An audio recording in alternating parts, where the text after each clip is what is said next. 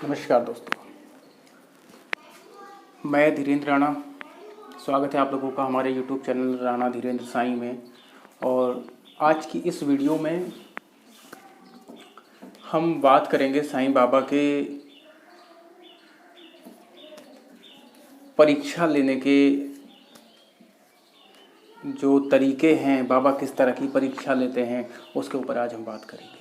कुछ लोग कहते हैं कि बाबा बहुत कठिन परीक्षा लेते हैं, कि हम बाबा की पूजा करते हैं, बाबा को मानते हैं, उसके बाद भी हमें परेशानियों का सामना करना पड़ता है। या ये कहिए कि जिसे हम कहते हैं कि हमारा वक्त ख़राब है या वक्त बुरा है। दोस्तों, वो वक्त ख़राब नहीं होता, वक्त बुरा नहीं होता। दरअसल जो हमारे इष्ट हैं, जो जिन्हें हम मानते हैं, कहीं ना कहीं वो हमारा परीक्षा काल होता है। बहुत से लोगों को मैंने कहते भी सुना है, और कुछ लोग खुद भी ये कहते हैं कि जब हम भगवान को मानते हैं, सपोज दैट कि अगर मान लो कहते हैं कि मैं भगवान को मानता हूँ, साईं बाबा को मानता हूँ या विष्णु जी को मानता हूँ, तो फिर वो मेरी सहायता क्यों नहीं करते। तो दोस्तों, इसका सीधा सा मैं एक उदाहरण दूंगा कि मान लो आप किसी क्लास की परीक्षा दे रहे हैं और उसी परीक्षा कक्ष में निरीक्षक के रूप में आपके पिताजी की ड्यूटी लगी है, लेकिन उस स्कूल के या परीक्षा के एक परीक्षक के रूप में आपके पिता की कुछ दायित्व होते हैं, कुछ मजबूरियां होती हैं जिनको उन्हें पालन करना होता है। कई बार ऐसा होगा कि आपके पिता भी परीक्षा में बैठे हॉल में आपकी सहायता नहीं कर सकते। तब क्या आप ये कहोगे कि मेरे पिता मुझे प्यार नहीं करते, जब मेरे पिता ने मुझे समझा नहीं? नहीं, क्योंकि वो विधि का विधान है, उस कॉलेज के कुछ नियम हैं कि परीक्षा आपके पिता परीक्षक के रूप में है, लेकिन फिर भी वो आपकी कोई सहायता नहीं कर पाए। आप यहीं से समझ लीजिए कि चाहे जो ईश्वर है उसके भी अपने कुछ नियम हैं, कुछ मजबूरियां होती हैं जो आपके प्रारब्ध से जुड़ी होती हैं, जो आपके भाग्य से जुड़ी होती हैं। इसीलिए वो आपकी विपत्तियों में आपकी उस समय कोई सहायता नहीं करते, क्योंकि वही आपका परीक्षा काल है। यदि कोई आपकी परीक्षा के समय आपकी व्यक्तिगत सहायता कर दे तो फिर वो आपकी परीक्षा नहीं रही, क्योंकि किसी भी परीक्षा में इंसान को अपने स्वयं के विवेक से सफल होना जरूरी होता है। इसी तरह से शिरडी के भगवान साईं बाबा भी समय समय पर अपने भक्तों की परीक्षा लेते रहे। मैंने बाबा के बहुत अनुभव किए। एक इससे पहले वीडियो में आपने देखा होगा कि जब मेरे परिवार में मेरी पत्नी की तबीयत खराब हुई, तब उस समय पर किस तरह से साईं बाबा ने मेरी सहायता की, वो प्रत्यक्ष अनुभव मैंने किया, मेरे साथ सभी लोगों ने किया। आज मैं साईं बाबा का एक और अनुभव आपको बता रहा हूँ कि उन्होंने किस तरह से और कितनी कठिन स्थिति में लाकर मेरी परीक्षा शिरडी में बुला कर ली। हालांकि कहते हैं, कोई आदमी कहता कि बाबा जब तुम शिरडी में गए, शिरडी में जाने के बाद में आपको परेशानियां हुई, तो फिर क्या कहें। तो मैं यही कहूँगा कि बाबा अपने भक्तों को बुलाते हैं और समय समय पर अपने भक्तों की परीक्षा लेते हैं, उनके श्रद्धा की, उनके विश्वास की। तो चलिए, ज़्यादा समय ना लेते हुए मैं कहानी को शुरू करता हूँ। ये जो बात है ये 2018 की है। 2018 में जून के महीने में मैं मुंबई गया था, और मुंबई जाने से पहले मैं शिरडी पहुंचा। शिरडी जाके मैंने बाबा के दर्शन किए। दर्शन करने के बाद मैंने अपनी आगे की यात्रा प्रारंभ की और मैं मुंबई पहुंचा। लगभग 8-10 दिन मैं मुंबई में रहा, और मुंबई में रहने के दौरान इतना ज़्यादा वहाँ ट्रैवल करना पड़ा कि दिन में रात में घूमते घूमते थकान बहुत ज़्यादा हो गई। फिर एक दिन मैं वहाँ से जब चला तो फिर से मेरी यही प्लानिंग थी कि अब मैं फिर से शिरडी जाऊँगा, बाबा के दर्शन करूँगा, और उसके अगले दिन फिर मैं शिरडी से घर के लिए प्रस्थान करूँगा। तो दोस्तों, जब लगभग मुंबई में मैं बोरीवली से चला, बोरीवली रेलवे स्टेशन पे जब मैं था, तो उस समय जो ट्रेन थी वो मिस हो गई थी और अगली ट्रेन उसे अगली सुबह आनी थी। फिर मैंने सोचा कि पूरी रात यहाँ स्टेशन पे रहने से अच्छा है कि चलो बस से चलते हैं।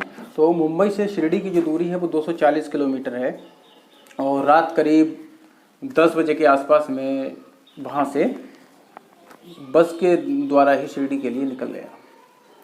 शिरडी में लगभग मैं सुबह 5 बजे के आसपास शिरडी में पहुँचा। तो शिरडी में एक उत्तर दिशा में और एक दक्षिण दिशा में 2 मंदिर हैं। जो उत्तर दिशा में जो मंदिर है वो मंदिर है खंडोबा मंदिर, जहाँ साईं बाबा पहली बार आए थे। और जो दूसरी दिशा में, उसके विपरीत दिशा में जो मंदिर पड़ता है वो है लक्ष्मी मंदिर। देखने में और बनावट में दोनों मंदिर बिल्कुल एक से ही हैं। तो जब मैं उतरा तो ये मुझे बाद में पता चला था कि मैं जो उतरा था वो लक्ष्मी मंदिर पर उतरा, लेकिन मेरे दिमाग में ये रहा कि मैं खंडोबा मंदिर पर उतरा। और जैसे ही मैं उतरा उसके बाद सीधा एक एजेंट आता है मुझे रूम दिलाने के लिए। जल्दी जल्दी में वो मुझे रोड क्रॉस करता है। रोड क्रॉस करने के बाद लगभग 10 से 20 मीटर की दूरी पर जाकर ही वो गली में घूमता है और मुझे वहाँ एक रूम दिला देता है। क्योंकि मेरी आंखों में इतनी ज़्यादा नींद थी, थकान बहुत ज़्यादा थी, तो मैं दिशाओं का ठीक से ज्ञान नहीं कर पाया ध्यान, और सीधा रूम में जाके सो गया। सुबह 5 बजे जब मैं उठा, फिर शाम को 4 बजे मैं उठा। 5 बजे सोने के बाद 4 बजे उठता हूँ। उठने के बाद में फिर मैं बाहर निकला और फिर मैंने कहा चलो बाबा के दरबार चलते हैं, दर्शन कर लेते हैं। मैं रूम को खुला छोड़कर ही, बैग मेरा सारा सामान वहीं था, और मैं सीधा मंदिर आ गया। मंदिर में करीब मैं रात के 12 बजे तक रहा। वहाँ आरती हुई, बाबा की आरती देखी, कीर्तन चल रहे थे वो देखे, बाबा के दर्शन किए, सब कुछ घूमा। शिरडी वहीं चाबड़ी है, वहीं दक्षिण मुखी हनुमान मंदिर है, फिर बाबा के जो भक्तों के घर हैं वो हैं। घूमते घूमते रात के 12 बजे फिर मैंने कहा चलो अब विश्राम करते हैं, कमरे पे चलते हैं। तो जब मैं कमरे पे पहुंचा उस मंदिर के पास, फिर मुझे मेरा वो रूम नहीं मिलता, वो होटल नहीं मिलता जहाँ मैंने कमरा लिया था। क्योंकि मेरे दिमाग से वो नक्शा जो मेरे दिमाग में फिट था वो था खंडोबा मंदिर का, जबकि मैं तो कहीं और ही उतरा था। मैं उसी मंदिर के आसपास पूरी रात अपना वो रूम ढूंढता रहा, लेकिन मुझे रूम नहीं मिला। क्योंकि शिरडी में लगभग 6,500 होटल हैं, और उसके बाद भी फिर हर घर को उन्होंने एक होटल के रूप में ही तब्दील कर रखा है। तो ऐसे में अब उस छोटे से एक होटल को ढूंढना बड़ा मुश्किल था जहाँ मेरा रूम था। पूरी रात निकल गई। सुबह 5 बजे फिर मैं थोड़ी देर मैंने विश्राम किया मंदिर के प्रांगण में ही, और स्नान करने के बाद में फिर बाबा के दर्शन किए। दर्शन करने के बाद फिर पूरा दिन मैंने अपना रूम ढूंढा, लेकिन मुझे नहीं मिला। अगली जब रात हो गई, रात को 10 बजे फिर मैंने एक दूसरे होटल में रूम लिया। क्योंकि 2 चीज़ें थी, एक मेरा मोबाइल और एक मेरा पर्स, ये मेरे पास था। बाकी मैंने एक हाफ पैंट पहन रखी थी और एक टी शर्ट पहन रखी थी। ये 2 चीज़ें मेरे पास थी। बाकी जो मेरा बैग था, जो मेरे कपड़े थे, वो सारी चीज़ें वहीं थी। जबकि मेरे बैग में बड़ी ज़रूरी चीज़ें थी। मेरा पासपोर्ट था, पैन कार्ड था, सारे डॉक्यूमेंट्स थे, और शायद कुछ ओरिजिनल डॉक्यूमेंट्स भी मेरे सब उसी में थे। ये सबसे बड़ी दिक्कत थी। कोई बात नहीं, मैं रात को सोया, सुबह उठा। 6 बजे उठने के बाद में फिर मैंने उस होटल मालिक को बताया कि ऐसे ऐसे यहाँ कहीं मैंने रूम लिया था। तो उसे आसपास के सारे रूमों की जानकारी थी, इसलिए उसने अपने एक लड़के को मेरे साथ भेजा बाइक से, और हमने लगभग पूरा वो एरिया छान मारा। क्योंकि मैं इतना कॉन्फिडेंस था मुझे कि मैं यहीं उतरा हूँ। उसने मुझसे कहा कि आप किसी और क्षेत्र में तो नहीं थे। मैंने कहा नहीं, मैं खंडोबा मंदिर पर ही उतरा हूँ, और खंडोबा मंदिर से मैं सिर्फ रोड क्रॉस करके 10 से 20 मीटर की दूरी पर मेरा रूम है। अब उसी एरिया में हम ढूंढते रहे। अगला दिन भी पूरा निकल गया, कहीं मुझे कोई रूम नहीं मिला। दोपहर में भूख लगी, बाबा के लंगर में खाना खाने गया। खाना खा के जब निकला तो इत्तेफाक से मेरी कोई चप्पल भी ले गया। अब मैं नंगे पैर था, पर्स में पैसे भी बहुत ज़्यादा नहीं बचे थे। बार बार मैं बाबा से प्रार्थना कर रहा था कि बाबा अगर ये बात किसी को पता चलेगी तो कहीं कोई, मेरे मन में ये नहीं था कि मेरा सामान चला गया, मेरे डॉक्यूमेंट्स चले गए, उसका मुझे कोई परवाह नहीं थी। लेकिन मेरे दिल में जो एक चिंता हो रही थी वो यही थी कि अगर किसी को पता चलेगा तो कहीं कोई ये ना कह दे कि जब बाबा को तुम इतना मानते हो और बाबा तुम्हारे इष्ट हैं, फिर शिरडी में आकर बाबा ने तुम्हारा सामान कैसे तुम्हारा कमरा खो गया, कैसे तुम्हारा सारा कुछ चला गया। ये एक चिंता थी मेरे मन में, और शायद बाबा भी यही देखना चाह रहे थे। यही परीक्षा थी बाबा की कि मेरे मन में किस चीज़ की चिंता होती है। मुझे अपने सामान की चिंता होती है, मैं बाबा को दोष देता हूँ, या मुझे बाबा की ही चिंता होती है। तो मैं आज बाबा को साक्षी मान के कह रहा हूँ कि उस समय भी मुझे सिर्फ यही चिंता थी कि कहीं कोई बाबा को कुछ ना कह दे। खैर, अब तीसरा दिन आया, वहाँ से फिर कुछ समय में नंगे पैर घूमा। नंगे पैर घूमने के बाद में फिर मैंने एक चप्पल ली, और चप्पल लेने के बाद में कपड़े भी मेरे गंदे हो चुके थे। जब तीसरे दिन फिर मैंने दोपहर तक अपना पूरा रूम ढूंढा। जब नहीं मिला फिर मैंने सब कुछ बाबा पे छोड़कर मैंने कहा अच्छा बाबा बस ये बात किसी को बताना मत कि मेरा कुछ हुआ है। और मैं गया, दर्शन किए बाबा के, और दर्शन करने के बाद मैंने बाबा से आज्ञा मांगी घर वापस आने की। अब गया था तो बहुत सामान था, लेकिन खाली हाथ। ये अच्छा था कि सिर्फ एक मोबाइल मेरे पास था और मेरा पास जिसमें मेरा डेबिट कार्ड वगैरह थे। क्रेडिट कार्ड को मैंने ब्लॉक करा दिया था। उसके बाद फिर मैं घर के लिए आने लगा। शिरडी से जब रेलवे स्टेशन की तरफ चले, वो लास्ट मोमेंट था जब सारी उम्मीदें छोड़ने के बाद कि अब कोई सामान नहीं मिलने वाला, अब मैं घर चल रहा हूँ। जब मैं रेलवे स्टेशन आने लगा, ट्रेन थी, आधे घंटे के बाद मुझे ट्रेन में बैठ के आना था, तभी एक व्यक्ति मेरे पास आया और वो मुझसे बोला भैया कहाँ जा रहे हो। मैंने कहा भाई मुझे सीधा मनमाड के लिए ट्रेन पकड़नी है, शिरडी से कोपरगांव के लिए, सॉरी, तो कोपरगांव से आगे के लिए ट्रेन थी। बोला मुझे भी चलना है। मैंने कहा चलो तुम भी साथ साथ। थोड़ा आगे आने के बाद उसने मुझसे कहा कि भैया यार चाय पिएंगे। हाँ, मुझे लगा यार चलो पिला देते हैं जब चाय पिएगा, तो मैंने कहा चलो आओ पी लो। तो उसने कहा यहाँ नहीं पिएंगे भैया, आगे एक दूसरा होटल है वहाँ अच्छी चाय बनती है, वहाँ चाय पिला दो। मैंने कहा तुम यहीं रहते हो? बोला हाँ आप ज़्यादा दूर नहीं रहता हूँ, कोपरगांव रहता हूँ, आता जाता रहता हूँ, तो मुझे पता है यहाँ क्या चीज़ कहाँ अच्छी है। मैंने चलो ठीक है। वो मुझे लेकर एक रोड क्रॉस करके एक टूटे फूटे रोड पे गया। जब टूटे फूटे रोड पर गया, वहाँ गया तो मुझे कुछ याद था। फिर वो जिस होटल पे जाकर चाय पीने के लिए बैठा, इत्तेफाक से जब मैं उस रूम से निकल के आया था तो मैंने भी वही होटल पर बैठकर चाय पी थी। इतना मुझे ध्यान है। जब मैंने देखा तो मैंने उस होटल को पहचान लिया। मैंने कहा अरे जब मैं आकर रुका था और 4 बजे मैं निकला था मंदिर जाने के लिए, तो पहले मैंने यहाँ चाय पी थी। मैंने उसको चाय दी और मैं उससे बोला कि भैया आप 2 मिनट यहीं रुको, मैं अभी आया। मैं थोड़ा सा और जब आगे बढ़ा, आगे जब बढ़कर मैंने देखा तो वो गली और वो होटल सामने ही था जहाँ मैं रुका था। मैं सीधा जैसे ही अंदर गया तो होटल का जो रिसेप्शन पे जो बैठा था लड़का, उसने मुझे देखा और पहचान लिया। बोला भैया आज आपको चौथा दिन है, आप अपना सामान छोड़ के कहाँ चले गए थे? मैंने बाबा को धन्यवाद कहा और शायद मेरी आंखों में एक तरह से आंसू आ गए कि ये बाबा का चमत्कार ही है।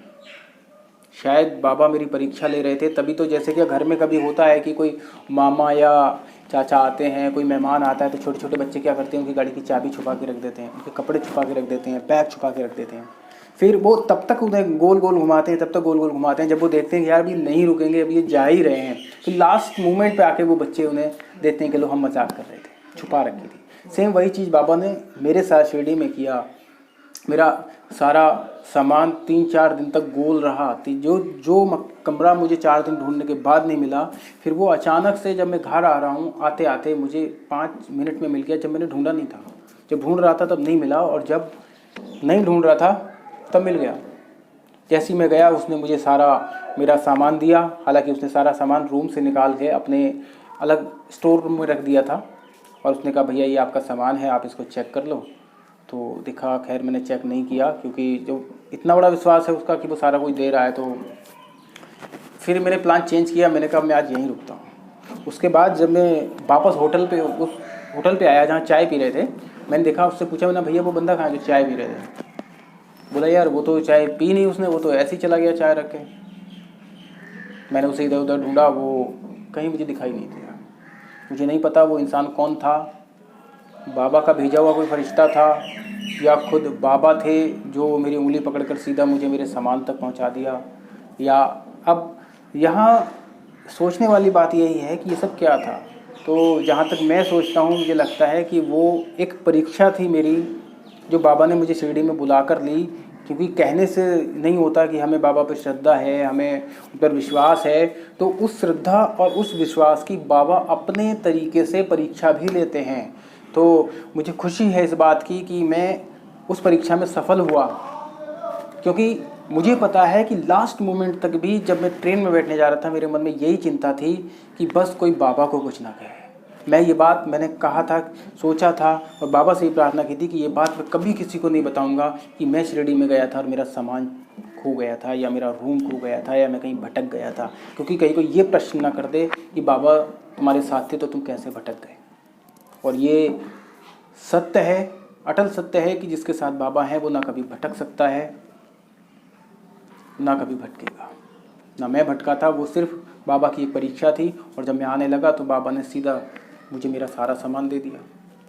उसके बाद मैं उस रात फिर उसी होटल में रुका और अगले सुबह फिर मैं बाबा के पास गया, धन्यवाद दिया, दर्शन किया और प्रार्थना की। तो लगा कि बाबा की जो मूर्ति है जो समाधि मंदिर पे लगी है वो भी कहीं ना कहीं एक मुस्कुरा रही है। और बाबा का आशीर्वाद लेके फिर मैं खुशी खुशी अपने घर आ गया। तो दोस्तों ये एक प्रत्यक्ष अनुभव था कि कितनी परीक्षा ले सकते हैं बाबा। पहले 3 दिन तक मैं भटकता रहा, फिर चप्पल तक चोरी हो गई। ये बाबा की परीक्षा थी। तो अगर आपके ऊपर कष्ट आते हैं तो अपने कष्टों को देखकर ये बिल्कुल ना सोचें कि ये भगवान हमारी नहीं सुन रहा है, वो आपकी परीक्षा है। और एक चीज़ मैं और कहूँगा कि कभी ये मत कहिए कि हमारा वक्त खराब है, हमारा बुरा वक्त चल रहा है। वो बुरा वक्त नहीं है, वो आपकी परीक्षा है। जितनी जल्दी आपकी परीक्षा, जितनी आप ईमानदारी से परीक्षा को देंगे, जितने विश्वास के साथ आप देंगे, उतनी ही जल्दी आपकी परीक्षा खत्म होगी, अच्छे दिन आएंगे। तो इसी के साथ मैं अपनी ये वाणी को विराम देता हूँ और उम्मीद करता हूँ कि आप लोग भी बाबा पर भरोसा रखिए। श्रद्धा और विश्वास जो बाबा ने कहा है उन पर अटूट विश्वास रखिए, उसको दिल में सजा कर रखिए, तो सब कुछ अच्छा होगा। इसी के साथ जय साईं राम। और एक प्रार्थना मैं और करना चाहूँगा कि जिन लोगों ने हमारा चैनल को अभी तक सब्सक्राइब नहीं किया है तो प्लीज़ यार आप चैनल को सब्सक्राइब कर लीजिए। और क्योंकि इस चैनल पर मैं साईं बाबा से जुड़े कुछ एक सीरीज़ बना रहा हूँ जिसमें साईं बाबा के उपदेशों को रिलीज़ किया जाता है, साईं बाबा की शिक्षाएं, साईं बाबा का उपदेश, और बीच बीच में कुछ महाभारत या रामायण जैसी चीज़ों के भी कुछ एपिसोड्स लाता रहता हूँ। तो आप लोगों के सपोर्ट की बहुत ज़रूरत है। वीडियो को लाइक किया कीजिए और चैनल को ज़्यादा से ज़्यादा सब्सक्राइब करें, क्योंकि आप लोग सब्सक्राइब करेंगे तभी मुझे कुछ और करने की हिम्मत होगी। और एक मेरा दूसरा चैनल है जो राणा धीरेन्द्र साईं ब्लॉग के नाम से, जिस पर हम तरह तरह के ब्लॉग डालते रहते हैं, जहाँ कहीं आते जाते हैं, घूमते हैं, तो उसको भी सब्सक्राइब कर लीजिएगा। लेकिन प्लीज़ वीडियो को लाइक और इस चैनल को सब्सक्राइब जरूर कीजिए। इसी के साथ ओम साईं राम।